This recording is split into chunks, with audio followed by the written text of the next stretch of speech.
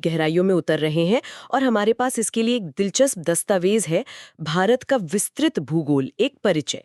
हाँ, ये एक गाइड जैसा है। हाँ बिल्कुल, ये कोई भारी भरकम किताब नहीं बल्कि एक तेज नजर डालने वाला गाइड है जो भारत के विशाल और विविध भौगोलिक परिदृश्य का सार प्रस्तुत करता है। बिल्कुल, और ये जानकारी हमें भारत की जमीनी हकीकतों से रूबरू कराती है।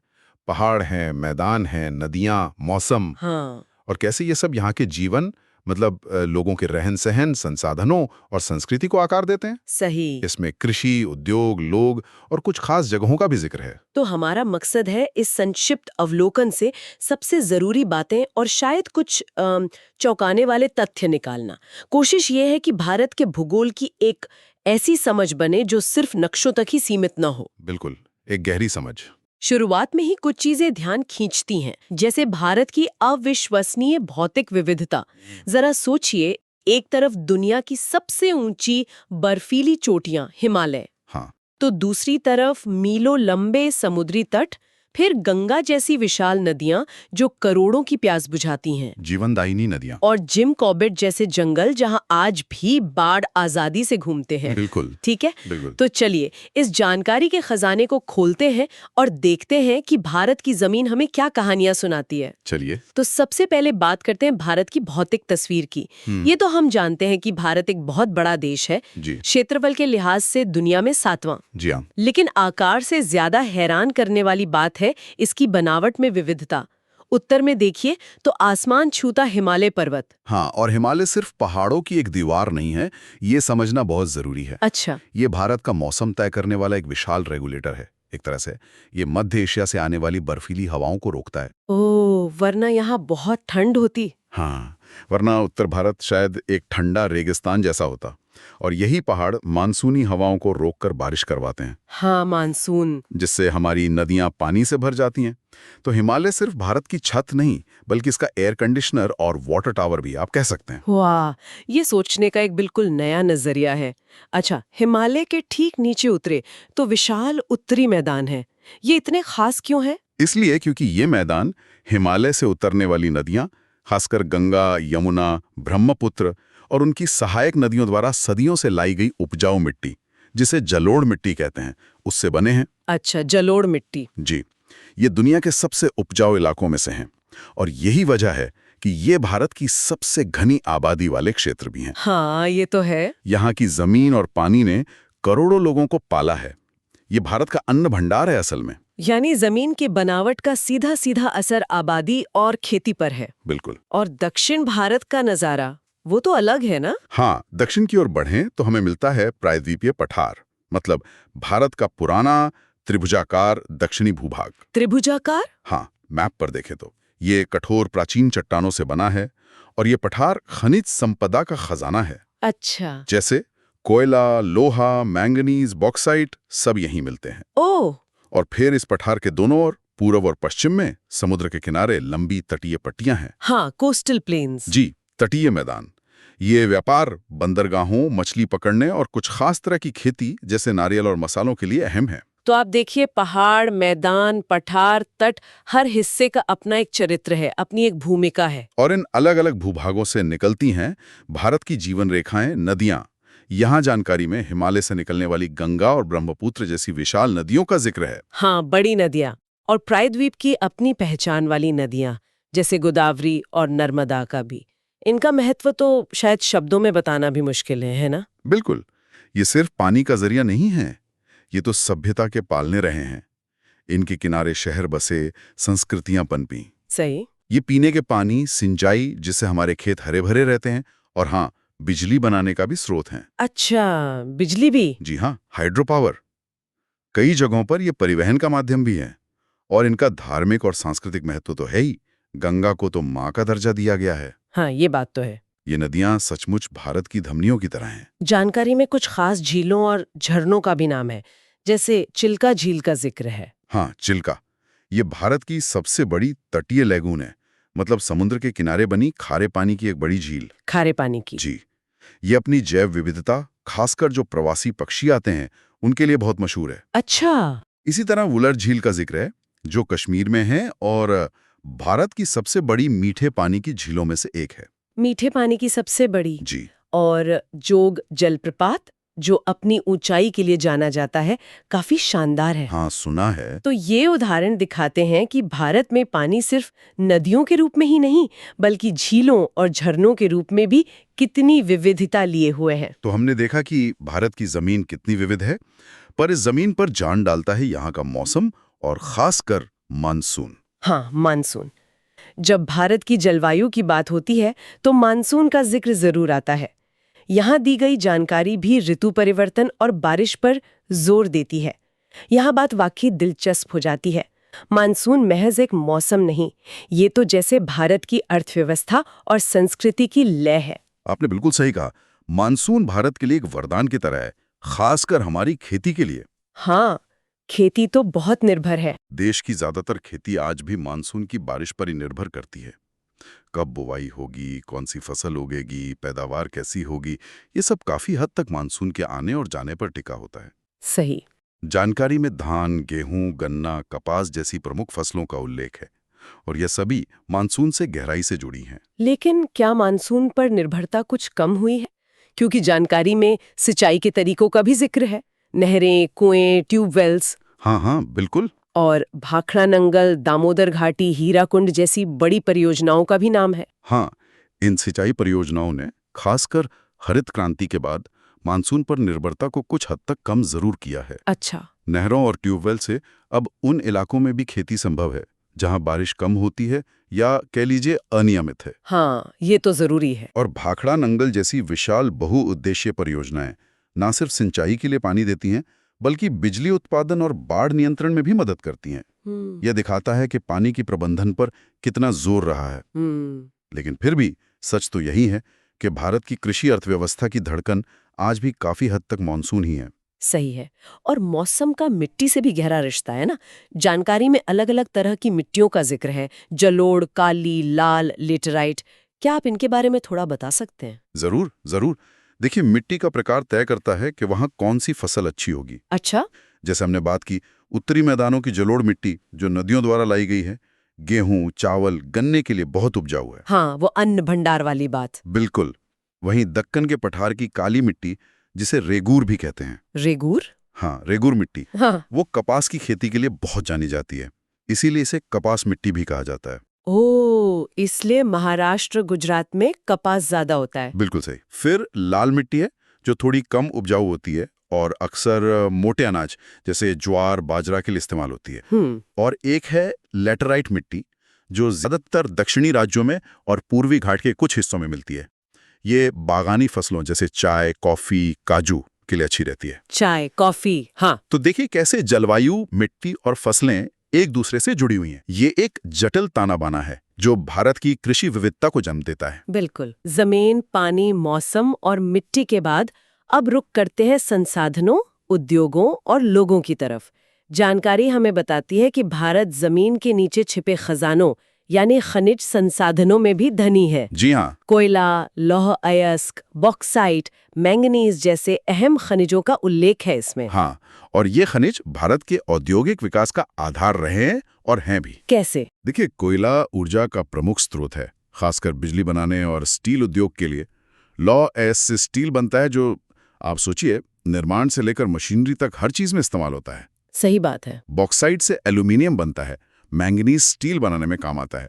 तो इन संसाधनों की उपलब्धता ने भारत में उद्योगों की नींव रखी। और जानकारी में कुछ प्रमुख उद्योगों का नाम भी लिया गया है, कपड़ा, लोहा इस्पात, आईटी और हस्तशिल्प।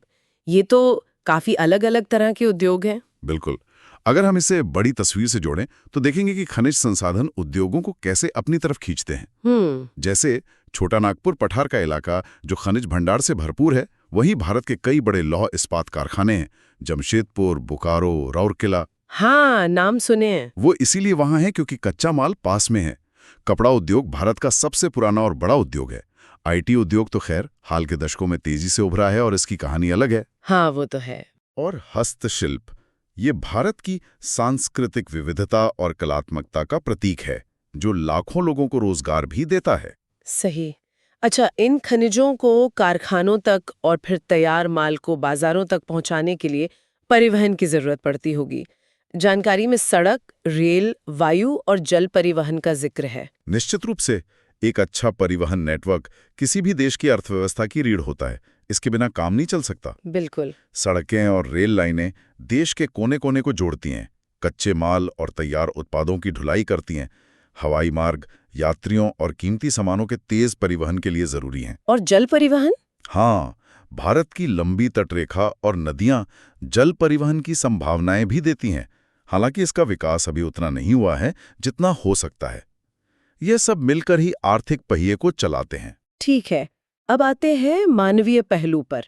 जानकारी में 2011 की जनगणना के कुछ आंकड़े हैं, जैसे साक्षरता दर, जनसंख्या घनत्व, लिंगानुपात, शहरी ग्रामीण आबादी। ये हमें भारत के समाज की एक तस्वीर देते हैं ना? हाँ, बिल्कुल। ये आंकड़े महत्वपूर्ण सामाजिक रुझानों को दर्शाते हैं, जैसे साक्षरता दर का बढ़ना शिक्षा के प्रसार का संकेत है। अच्छी बात है। जनसंख्या घनत्व दिखाता है कि जमीन पर आबादी का दबाव कहाँ ज्यादा है, जैसे हमने उत्तरी मैदानों के संदर्भ में बात की थी। हाँ, जहाँ खेती ज्यादा है। सही। लिंगानुपात समाज में महिलाओं की स्थिति पर रोशनी डालता है, जो कि एक अहम मुद्दा है। और शहरी ग्रामीण अनुपात बताता है कि देश किस हद तक शहरीकरण की ओर बढ़ रहा है। लोग गांव से शहरों की तरफ जा रहे हैं। जानकारी में कुछ प्रमुख जनजातियों का भी उल्लेख है, संथाल, भील, गोंड, टोडा। ये विविधता वाकई कमाल की है। इसका क्या महत्व है? इसका बहुत गहरा महत्व है। ये दिखाता है कि भारत सिर्फ भौगोलिक रूप से ही नहीं बल्कि सामाजिक और सांस्कृतिक रूप से भी कितना विविध है। हाँ, ये तो है। ये जनजातीय समुदाय भारत के मूल निवासी माने जाते हैं और उनकी अपनी अनूठी भाषाएं, परंपराएं और जीवन शैलियां हैं। बिल्कुल अलग। और अक्सर ये उनके भौगोलिक परिवेश जैसे जंगल, पहाड़ या पठार से गहराई से जुड़ी होती हैं। ये भारत के उस बहुरंगी सामाजिक ताने बाने का अभिन्न हिस्सा है जहां अलग अलग समूह सदियों से एक साथ रहते आए हैं। इस विविधता को समझना भारत को समझने के लिए बहुत जरूरी है। बिल्कुल सही। चलिए, अब कुछ खास जगहों और संरक्षण के प्रयासों पर ध्यान देते हैं जिनका जिक्र इस जानकारी में है। कई बड़े शहर नदियों के किनारे बसे हैं। दिल्ली यमुना किनारे, पटना गंगा किनारे, अहमदाबाद साबरमती किनारे। हाँ, और यहाँ दिलचस्प बात यह है कि नदियों के किनारे शहरों का बसना कोई संयोग नहीं है। ये एक ऐतिहासिक पैटर्न है। अच्छा। नदियां पीने के पानी, सिंचाई, परिवहन और व्यापार का स्रोत थीं, तो स्वाभाविक रूप से शुरुआती बस्तियां और फिर बड़े शहर इनके किनारे ही विकसित हुए। हाँ, पानी तो जीवन है। बिल्कुल, ये भूगोल और मानव बसावट के बीच के सनातन रिश्ते का सबूत है। जानकारी में शिमला, मसूरी, दार्जिलिंग जैसे पहाड़ी शहरों का भी जिक्र है। हाँ, हिल स्टेशंस और कुछ दिलचस्प भौगोलिक उपनाम भी हैं। अहमदाबाद को पूर्व का मैनचेस्टर और इलाहाबाद अब प्रयागराज, लेकिन स्रोत में इलाहाबाद है, को पूर्व का ऑक्सफोर्ड कहा गया है। ये क्यों? देखिए, ये पहाड़ी शहर अक्सर अंग्रेजों के जमाने में गर्मी से राहत पाने के लिए हिल स्टेशन या स्वास्थ्य लाभ केंद्रों के रूप में विकसित हुए। हाँ, अंग्रेजों ने बसाए थे। यहाँ फिर से भूगोल का असर दिखता है। ऊंचाई और ठंडी जलवायु ने इन्हें खास बना दिया। और ये उपनाम, हाँ, ये मैनचेस्टर और ऑक्सफोर्ड वाले। पूर्व का मैनचेस्टर अहमदाबाद के पुराने और समृद्ध कपड़ा उद्योग की तरफ इशारा करता है, क्योंकि मैनचेस्टर इंग्लैंड में कपड़ा उद्योग का एक बहुत बड़ा केंद्र था। अच्छा, कपड़ों की वजह से। जी। और पूर्व का ऑक्सफोर्ड इलाहाबाद के एक समय में शिक्षा के बड़े केंद्र होने की वजह से कहा गया। वहाँ विश्वविद्यालय और कॉलेज थे। ओह, शिक्षा का केंद्र। हाँ, तो ये उपनाम शहरों की पहचान और उनके ऐतिहासिक महत्व को दर्शाते हैं। इसी तरह दिल्ली, मुंबई, कोलकाता, चेन्नई जैसी राजधानियों का जिक्र है, जो देश के प्रशासनिक, आर्थिक और सांस्कृतिक केंद्र हैं, अपने अपने तरीके से। सही। और आखिर में संरक्षण के प्रयास। जानकारी में जिम कॉर्बेट, काजीरंगा, गिर जैसे राष्ट्रीय उद्यानों और अभयारण्यों का नाम है। हाँ, ये बहुत जरूरी है। साथ ही कान्हा, रणथंभौर, सुंदरबन जैसे टाइगर रिजर्व का भी जिक्र है। जी। ये संरक्षित क्षेत्र भारत की अनमोल वन्य जीव संपदा और जैव विविधता को बचाने के लिए बेहद जरूरी है। क्यों इतने जरूरी हैं ये? देखिए, जिम कॉर्बेट भारत का पहला राष्ट्रीय उद्यान है। काजीरंगा एक सींग वाले गैंडे के लिए दुनिया भर में मशहूर है। गिर एशियाई शेरों का एकमात्र प्राकृतिक घर है। हाँ, सिर्फ गिर में ही है शेर। और सुंदरबन रॉयल बंगाल टाइगर का गढ़ है। ये जगह न सिर्फ इन खास जानवरों को बचाती हैं, बल्कि पूरे जंगल के पारिस्थितिकी तंत्र को भी संतुलित रखती है। पूरे इकोसिस्टम को। हाँ, जिसमें अनगिनत पेड़ पौधे, पक्षी, कीड़े मकोड़े सब शामिल हैं। ये सब एक दूसरे पर निर्भर हैं। तो ये तो बहुत अच्छी बात है कि संरक्षण पर ध्यान दिया जा रहा है। हाँ, बिल्कुल। लेकिन ये एक महत्वपूर्ण सवाल भी खड़ा करता है। कैसा सवाल? एक तरफ विकास की बढ़ती ज़रूरतें हैं। हमें सड़कें बनानी हैं, उद्योग लगाने हैं, शहर बसाने हैं। हाँ, ज़रूरतें तो बढ़ रही हैं। और दूसरी तरफ इन प्राकृतिक घरों को, इन जंगलों को, इन जानवरों को बचाना है। इन दोनों के बीच संतुलन साधना आज के भारत के लिए एक बहुत बड़ी चुनौती है। हाँ, ये संतुलन बनाना मुश्किल तो है। कैसे हम विकास भी करें और अपनी प्राकृतिक विरासत को भी सुरक्षित रखें, इस पर लगातार सोचने और काम करने की जरूरत है। बिल्कुल। तो हमने भारत का विस्तृत भूगोल एक परिचय के जरिए भारत के भूगोल की एक तेज लेकिन काफी जानकारी भरी यात्रा की। हाँ, काफी कुछ कवर किया हमने। हमने हिमालय की ऊंचाइयों से लेकर तटीय मैदानों तक का सफर तय किया, जीवन देने वाली नदियों के महत्व को समझा, मानसून की लय और मिट्टी की कहानी सुनी। संसाधनों और उद्योगों की बात की। हाँ, जमीन के नीचे छिपे संसाधनों और उन पर टिके उद्योगों को जाना और इंसानी बस्तियों से लेकर वन्य जीवों के घरों तक की झलक देखी। एक बात तो बिल्कुल साफ है, भारत भौगोलिक रूप से एक अविश्वसनीय विविधता वाला देश है। बिल्कुल। और ये सारी जानकारी हमें एक बड़े सत्य की ओर ले जाती है, मुझे लगता है। क्या? कि भारत के भूगोल को समझना सिर्फ जगहों और आंकड़ों को याद करना नहीं है। ये इस बात को समझना है कि कैसे यहाँ की जमीन, यहाँ का पानी, यहाँ का मौसम, यहाँ के संसाधन, ये सब मिलकर यहाँ के लोगों के जीने का ढंग, उनकी संस्कृति, उनकी अर्थव्यवस्था, उनकी खुशियां और उनकी चुनौतियों को गढ़ते हैं। हाँ, सब कुछ जुड़ा हुआ है। सही कहा। भूगोल महज नक्शों का अध्ययन नहीं, ये भारत की आत्मा को समझने की एक कुंजी है, एक चाबी है। बहुत खूब कहा। और इसी विचार के साथ हम श्रोताओं के लिए एक सवाल छोड़ना चाहेंगे। ये सीधे तौर पर जानकारी में नहीं है, लेकिन उससे गहराई से जुड़ा है। हाँ जरूर। हमने मानसून और जलवायु की बात की, तो ये सोचना दिलचस्प होगा कि भविष्य में जलवायु परिवर्तन, जिसके असर अब दिखने भी लगे हैं, हम सब महसूस कर रहे हैं। हाँ, गर्मी बढ़ रही है, बारिश अनियमित हो रही है। बिल्कुल। तो ये बदलता हुआ मौसम इन भौगोलिक सच्चाइयों को, जिनकी हमने बात की, उन्हें कैसे बदल सकता है? हमारी खेती पर, हमारे जल संसाधनों पर, हमारे समुद्र तटों पर और उन पर निर्भर करोड़ों जिंदगियों पर इसका क्या असर पड़ सकता है? ये सोचने वाली बात है। या फिर एक और पहलू सोच सकते हैं, जानकारी में जो विविध जनजातीय समुदायों का जिक्र था, उनको ध्यान में रखते हुए सोचें, भूगोल किस तरह पूरे भारत में अलग-अलग सांस्कृतिक पहचानों को न सिर्फ बनाता है, बल्कि शायद उन्हें बनाए रखने में भी भूमिका निभाता है। पहाड़ के लोगों की संस्कृति मैदान के लोगों से अलग क्यों होती है? हाँ, उनका रहन सहन, खान पान, सब पर भूगोल का असर दिखता है। बिल्कुल। तो ये कुछ ऐसे पहलू हैं जिन पर आप गहराई से विचार कर सकते हैं।